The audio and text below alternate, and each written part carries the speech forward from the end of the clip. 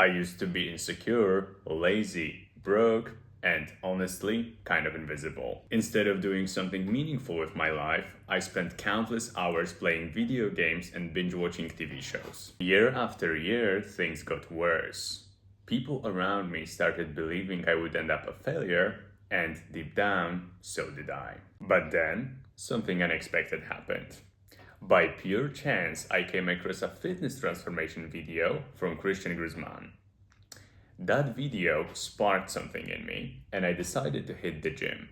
That decision changed everything. Fitness became my foundation. From there, I started fixing my finances, improving my relationships, and building real confidence.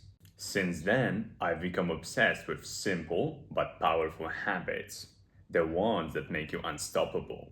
In this video, I will tell you 4 habits that had the biggest impact on my life and how you can use them to become that person in the next 90 days.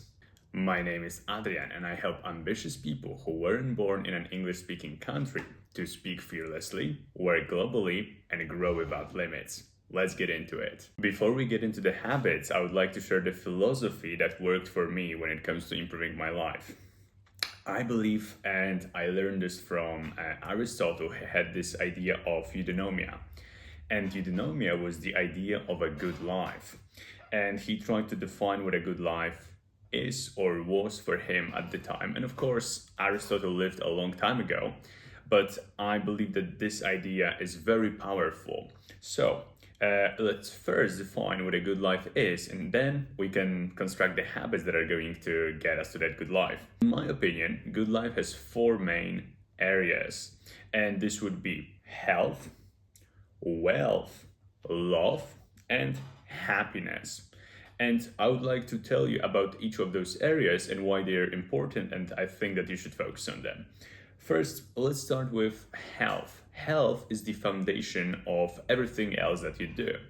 And I love this quote that says, a man who is healthy has 1,000 problems, but a man who is unhealthy only has 1 problem. And I believe that if whatever you achieve in your life, if you become very successful financially, or even if you achieve the things that you want to, but you sacrifice your health, the success won't matter either way because you will not be able to enjoy it. And on the other hand, if you are fit, if you feel like your energy levels are balanced, and if you feel healthy and satisfied with your body, and you don't have any diseases, then all of a sudden every area of your life becomes better. Whether it's finances, people who are in shape and healthy usually make more money. Whether this is relationships where you have more energy to communicate with other people, or maybe to just be a more attractive mate overall when you're fit. And as well, I think that you will be more confident. And this has, I started with that story because fitness was the biggest unlock when it comes to confidence for me. The moment I mastered this area of my life, all of a sudden I had this one thing that I was good at, and it enabled me to have the proof and the necessary evidence that I can do all of these things in other areas of my life. So that's why I started with fitness. I watched that video, and then I went into fixing my finances, improving my relationships, and at the end becoming a confident individual who believes in himself and can take on harder and harder things. So this is for fitness. Next, second area is wealth. Wealth meaning financial success and money. And money doesn't buy you happiness, but it fixes all the problems, all of your money problems. And I think that ignoring finances in a holistic self-development journey is a huge mistake. Just because money is freedom. It enables you the power to say no to certain people. It enables you to choose the people that you want to cooperate with and people who you want to come into interaction with. It also enables you to live a life of comfort, freedom, and satisfaction. A life where you aren't limited by what other people say. A life where you can actually pursue your passions and the things that you gravitate towards. And I feel like most people have this idea that money is somehow bad, that like to get money you have to be a bad person. I actually have the opposite idea. I believe that the people who get most money are the ones who provide most value for humanity. So for me, money isn't something magical or something that is evil. It's just a transfer of value. It's a way of society telling you, hey, you did this thing for us in the past and you should get rewarded for it. And you get rewarded with money. So to get more money, you help more people, you improve lives of more people. And therefore, when you have more money, basically you are the type of person who can help more people. So that's my take on money and why I think you should prioritize wealth, because it just gives you freedom to say no, freedom to say yes, freedom to say maybe, and also to enjoy the time that you have on this earth. And remember, money is just a means to an end. It's not the end all be all. It's something to be used. And there's also a skill in using money in a purposeful way that improves your life. Third element is love. And love is a little bit tricky because this can be love for somebody who you love romantically, but it can also be love for your family, for the people who are close to you. And I think that overall, maybe this is one of the areas where I could do some work as well, because love is something that's very hard to understand. And it's one of those words that people just say, but it means many things to many people. But I will tell you one habit that has helped me most in improving the love area of my life and feeling love more often. And then at the end, I will talk to you about happiness. And I think that happiness is like the bow on the top of the gift. So when you nail health, wealth, and you get love, then happiness sort of occurs, right? And just pursuing happiness without health, without wealth, and without love might be a little bit difficult when you decide to ignore all of those other things. So you actually need all four to live eudaimonia, what Aristotle called the good life. And naturally, we'll talk about the habits in this order. So let's start with health. What is the habit that helped me the most when it comes to improving my fitness? I am a certified personal trainer, believe it or not, and I've been working out for 8 years. And in this time, I had a real transformation when it comes to my body, but also how I feel and how I operate every day. And if I could only give you one thing, because fitness is comprised of many elements and everybody likes to overcomplicate stuff, and I also like to optimize small little details because I believe that greatness is in the details, in the small things. Think about a really powerful plane. If there is one nut or one screw that's not tight, the plane cannot fly or it will crash. So that's why details are also important. But this video is about giving you the essentials that give you the 20% of effort and 80% of the result, the Pareto principle of habits. So when it comes to fitness, the habit that helped me the most is strength training. And I've been through many training programs and things like that. I worked out 6 days a week. I worked out 5 days a week, 4 days a week. And I have to say that the most effective and most, I would say, economic way of getting your fitness right is strength training 3 times a week. 3 times a week, because you are able to get the muscle protein synthesis every 48 hours. So your muscles are building all the time, and every day your body is replenishing them with the food that you eat. And at the same time, you don't have these periods where you don't work out at all. I remember, especially 2 years ago, I had this moment where I was really pursuing business and I was trying to grow in my work, and I only worked out 2 days a week. This was Saturdays and Sundays, and my fitness took a huge hit. There were 2 reasons for that. First, because I didn't have the activity from Monday to Friday, like zero. I did maybe 800 steps a day. I would sit all day and just work, pursue business, which was a sacrifice that I made at the time. But my health definitely took a hit, and then I had to come back and reorient and sort of fix that first.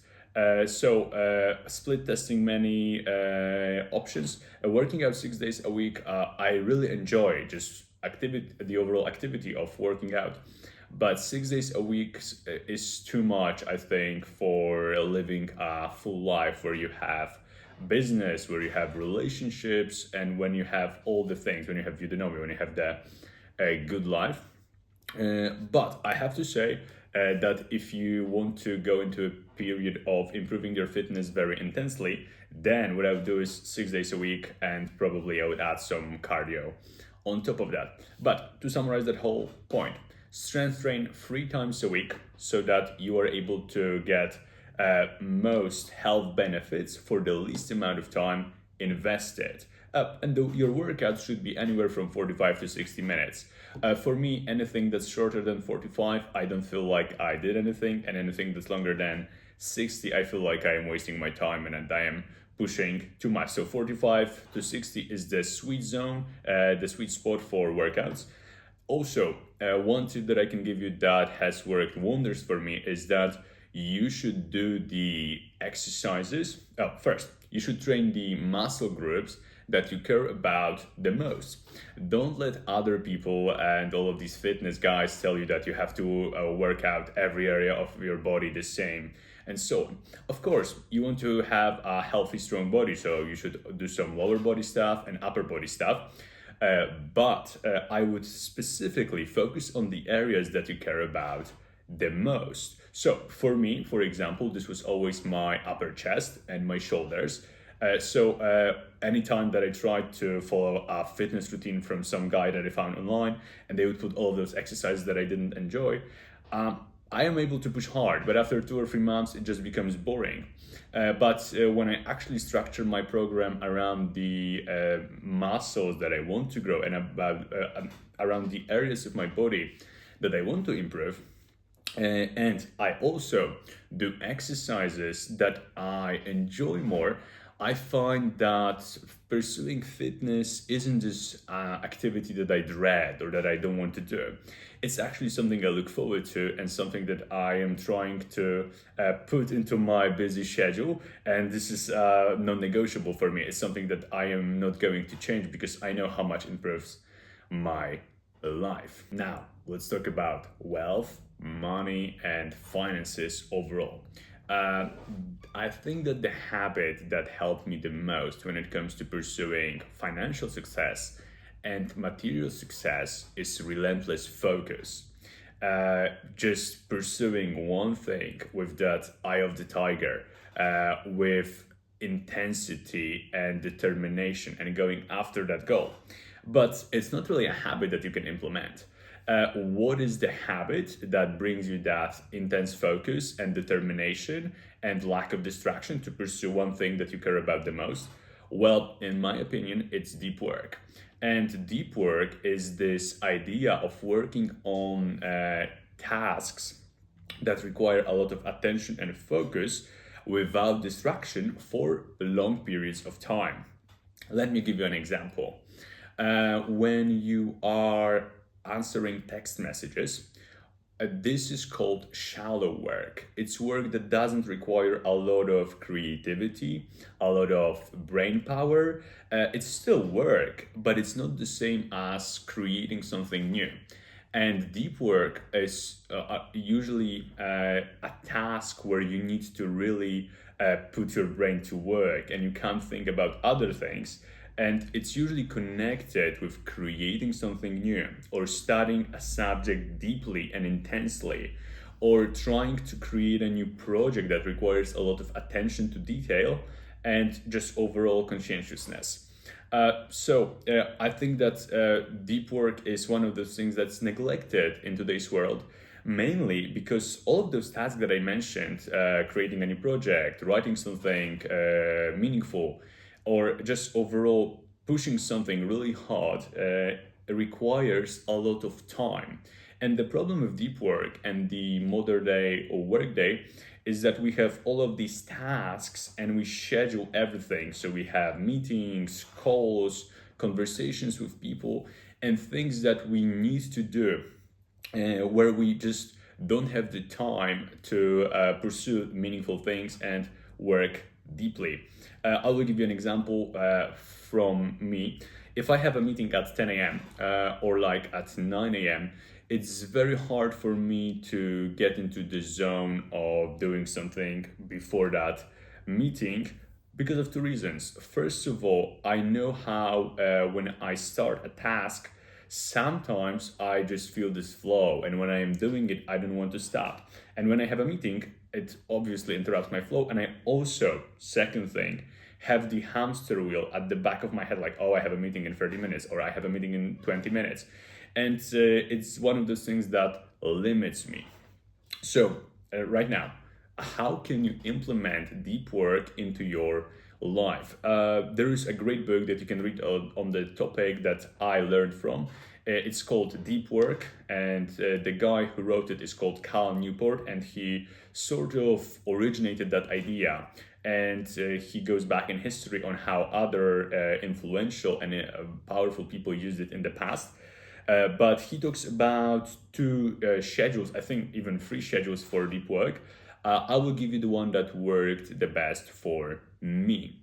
Usually, it's working first thing in the morning for an hour on a project that is exciting to you. So you first hour of your day, I know that hour isn't long. If you have more, please do more. But if you are busy, sometimes I am really busy. So if I only have 1 hour, then I will sacrifice an hour. If I have 90 minutes, then I will sacrifice 90 minutes. 2 hours, I will sacrifice 2 hours. I find that above 3 hours, my brain is just sort of cooking, and I can't really do more unless I take a break. And in that hour, so first hour of your morning, what you do is you sit down, you work on a project that is exciting to you, but you use a strategy called Eat the Frog. So you work on the most important, the most difficult task first. It's usually the one you are afraid of. It's the one that you are putting off. It's the one that was in your to-do list for 3 months, but you're just not doing this task because usually you're afraid. You're afraid of the unknown. You're afraid of doing something you aren't competent or skilled in, or just overall you are dreading this task. And the way to do that is, the way to find the task. By the way, if you don't know what the task is finding the task. Okay, so if you don't know what your big task that you should focus on in your deep work block is, this is your deep work block. Find a task that is has the most impact. And I have this lovely question from Tim Ferriss, where he asks himself, what one task, if I completed today, would make all of the others irrelevant? And he calls this task one big domino, because if you have one big domino, it makes all the other dominoes fall. So figure out what your one big domino is, and then sacrifice the first hour of your day working on it in a deep work fashion. So no phone calls, no distractions, no social media. You're just in the zone. You're focused on this one thing. You can drink some black coffee. I didn't speak about it on fitness, but I would also stay quite low carb in the morning so that you have the brain sharpness and mental focus to pursue the task in the most effective way possible. Now, habit number 3, this one connected with love. And I want to give you the best way that you can feel love in your everyday life. And I want to begin this by reading a quote that I heard. The quote will be from Naval Ravikant. And this guy has also been a role model for me, and I learned a lot from him. So let me read you the quote. Let me get my iPad. I am quoting, remember. One of the interesting things about love is you can try to remember the feeling of being loved. So, go back to when someone was in love with you, or someone did love you, and really remember that feeling. Like, really sit with it and try to recreate it within yourself. And then go to the feeling of loving someone and when you are in love. And I'm not even talking about romantic love necessarily. I'm talking about love for a sibling or a child or something like that, a parent. And think about when you felt love towards someone or something. And now, which is better? I would argue that the feeling of being in love is actually more exhilarating than the feeling of being loved. Being loved is a little cloying, it's a little too sweet. You kind of want to push the person away. It's a little embarrassing. And you know that if that person is too much into it, that you feel constrained. On the other hand, the feeling of being in love is very expansive. It's very open. It actually makes you a better version of yourself. It makes you want to be a better person. And so you can create love anytime you want. It's just the craving to receive it. That's the problem. So I heard this on a podcast, and I had this moment of unlock, or it really put into words something that I couldn't. And this was the idea that we can feel love anytime we want.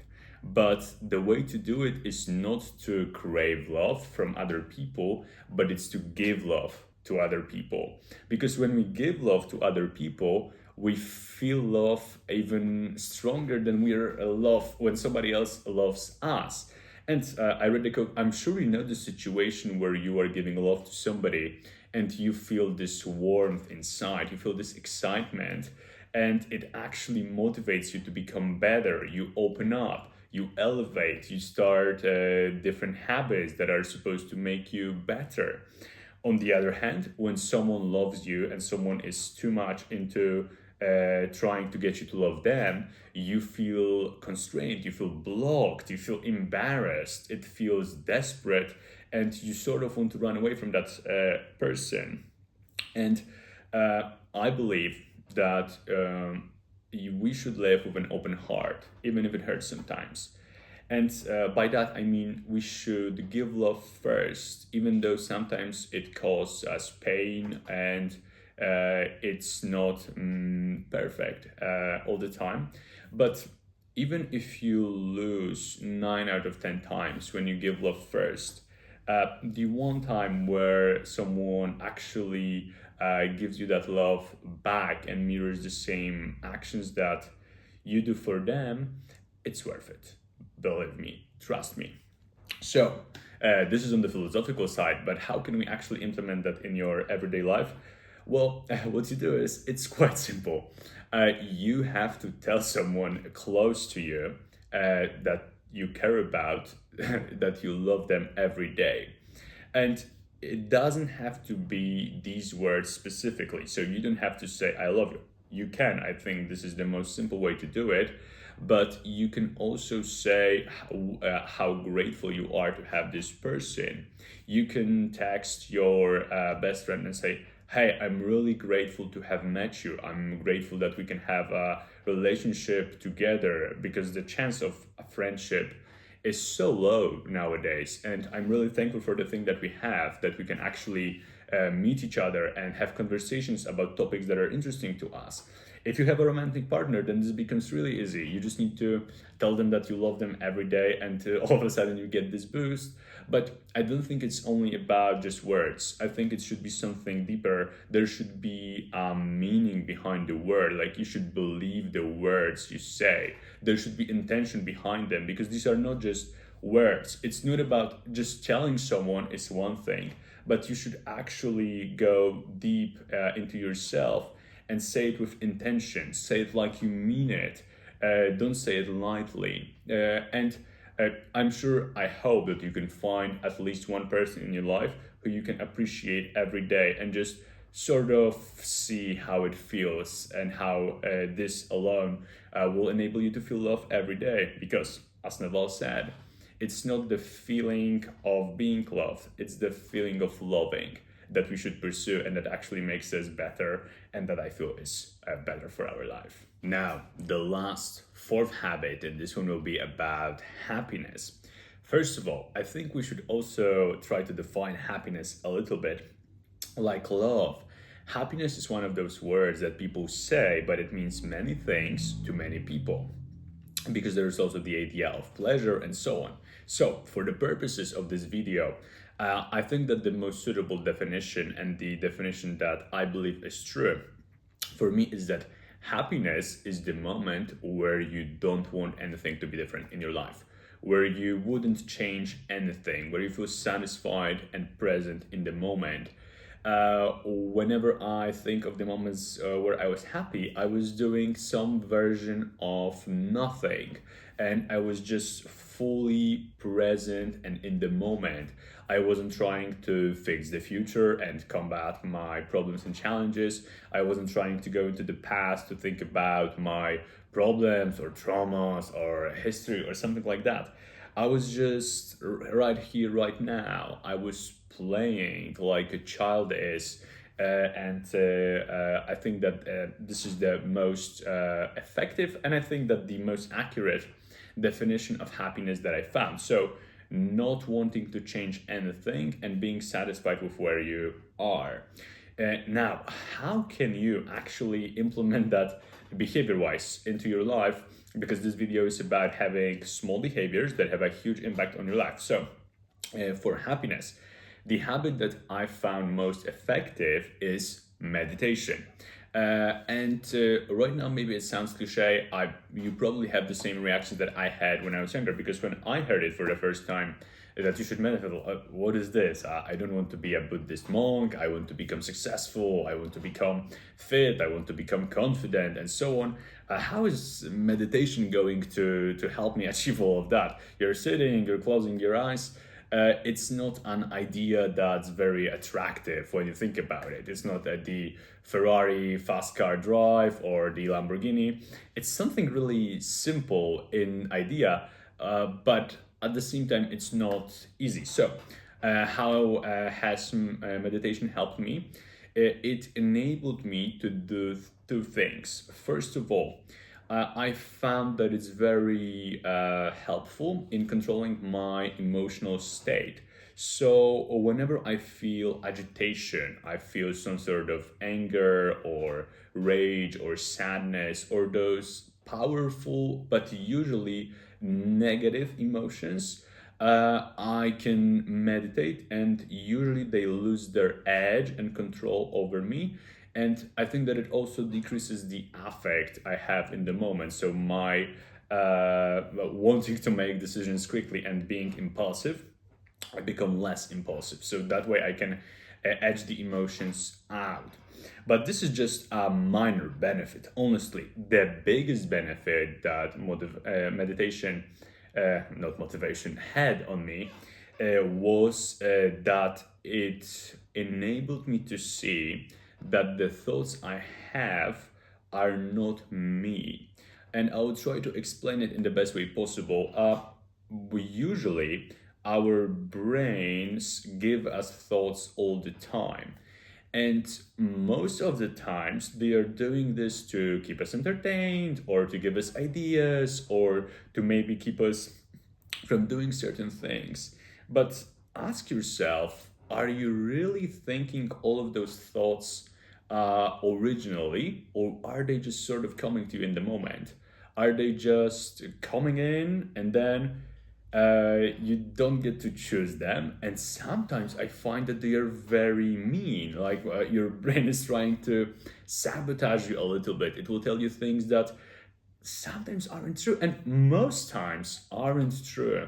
It will tell you that you're not good enough, or it will tell you that you can't do this, or it will tell you that it's not going to work. And just that ability to divorce myself from my thoughts enabled me to live a more authentic life, because I also have this deeper voice that I can ask about the things that I want to do. It's like my higher self that I can go to for advice for the things that I want to change or decisions that I want to make. So now these are the benefits of meditation. How can you implement it? First, you can download an app which is called Medito. Medito, Medito. You'll find it on Apple Store or on Google Play, whatever your phone is. And this app is, I think, completely free. It's a charity organization. I don't have any affiliation with them. But when you download the app, you can find daily meditation there. And you can also go through the courses. I found that they were helpful. And there is a daily meditation for 3 minutes, 5 minutes, 10, and I think 15. Go for 5. So we want to meditate 5 minutes every day. This is our last habit. And I want to give you this framework for meditation because when I began, I didn't know it, and it made my journey this much harder because I didn't really understand it. And it's also something that I learned online. And meditation is not about not having thoughts. So it's not about that state of bliss where this is not it. It's about the ability to recognize that your brain is thinking. So basically, in a meditation, you sit there and you try to focus on your breath. You breathe in and you breathe out. You breathe in and you breathe out. And you try to focus on one point. It can be the top of your nose, it can be the rise of your stomach or your belly. And usually, if you're a beginner, it's like 5, 3, sometimes 2 seconds, your brain will start thinking about something else. So you'll start thinking about the meeting that you have, or you will start thinking about the conversation that you had with this person, or you will start to think about your dinner yesterday or about your dinner today. It will give you some sort of a thought. And meditation happens when you realize, oh, my brain is in a train of thought. It's thinking something.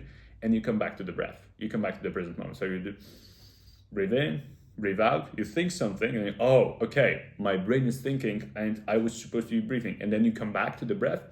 This is like 1 rep of meditation in the gym sense, and you're becoming better because of that. So it's not about the absence of thought. It's not about not thinking. This is impossible. It's about noticing that your brain is thinking all the time about things that you didn't think about intentionally by yourself, and then coming back to the breath. Also, one tip that has worked amazingly well for me: try to find one time where you can do it reliably. I would not recommend before bed, unless because I did it for quite some time, but it will knock you out. You'll go to sleep probably many times, especially if you do it lying down. And I really like meditation in the middle of my day. So in between work sessions in the morning and work sessions in the afternoon and the evening, this is like a perfect reset period for my brain. It's like sort of a nice little time that I have for myself to feed my soul a little bit and just spend a moment with me, just being, not pursuing anything. Okay, so this was a lot of information. Let's sum it up so that you have an actionable plan on how you can implement these habits into your life. First, plan out 3 strength training sessions in your week and try to make them non-negotiable. So don't change them. Don't try to give yourself excuses. If I don't go today, I will go tomorrow. Just do it. Second of all, do 1 hour of deep work in the morning as described in tip number 2, habit number 2, and use all of the advice that I gave you to implement that in the best way possible and work on a project that excites you. Number 3, you tell someone close that you love them every day. So this way you have a reliable way of feeling love every day. And the last one is you meditate, you download the Medito app, and you just go on with the daily meditations that they have. And you can sort of have all of that. And these are 4 habits that have changed my life. That took me from 0 to 1, from nothing to something.